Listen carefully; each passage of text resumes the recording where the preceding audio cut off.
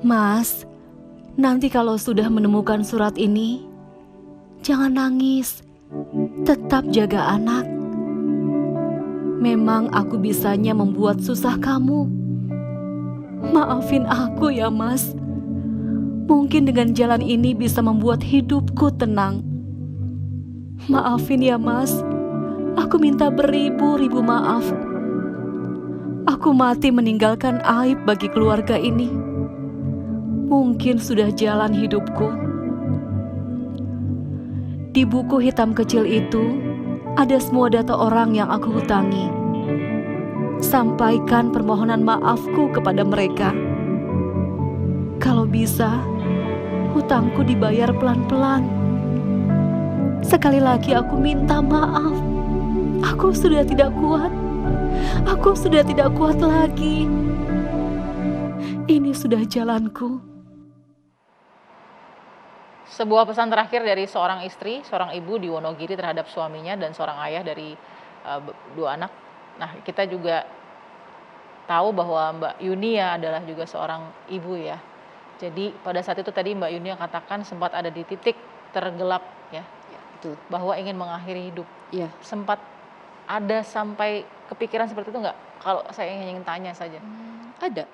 Saya sudah sampai terpikir ke arah situ, bahkan saya udah meninggalkan pesan ya secara langsung untuk anak saya. Jadi hampir setiap malam itu saya tuh sulit sekali tidur gitu kan. Saya selalu dibayang-bayangin besok pagi apalagi ya yang terjadi. Besok saya kayak gimana ya gitu. Di satu malam saya nggak bangunin anak saya. Anak saya usianya masih 7 tahun. Saya bangunin dia.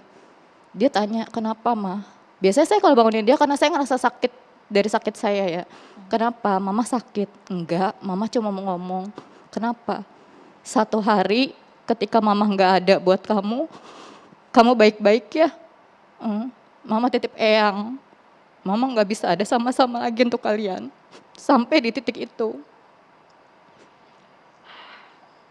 Anak bingung pasti dan bertanya.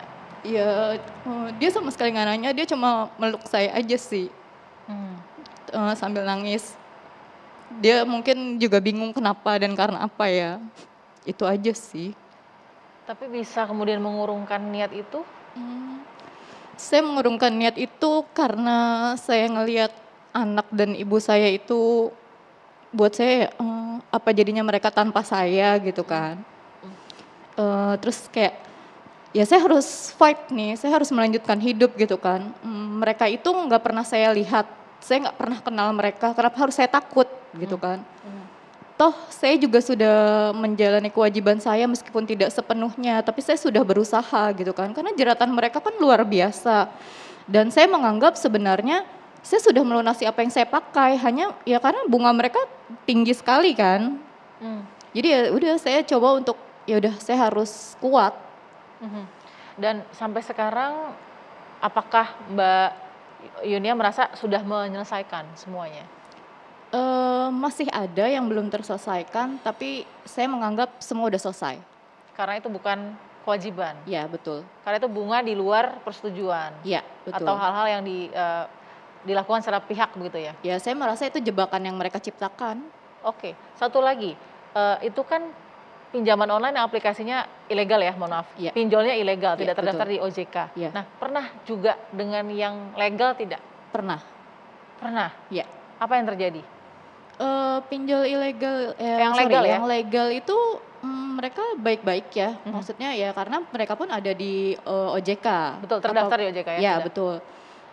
Tapi semakin ke sini saya perhatikan pernah di satu ketika itu saya hanya telat 1 hari ya pembayaran, itu udah ada ancaman dari mereka mau sebar data. Cuma saya nggak tahu data yang mereka sebar itu apakah ke seluruh kontak atau hanya ke kontak darurat. Karena yang saya tahu legal pun Ilegal pun ya? legal pun, ya. legal itu juga mengambil data kita. Ya. Karena kan sebelum persetujuan itu mereka meminta persetujuan kita untuk akses lokasi, akses kontak, galeri, seperti itu. Oke, jadi yang legal pun pernah memberikan seperti ancaman. Iya betul. Kalau tidak dibayar karena sudah telah 1 hari, Iya. saya akan sebar data. Iya betul. Oke, ada yang sampai datang ke rumah Mbak? Sampai saat ini belum. Oke, tapi tiap hari kontak itu secara siber atau digital selalu diganggu ya? Iya, ada. Oke.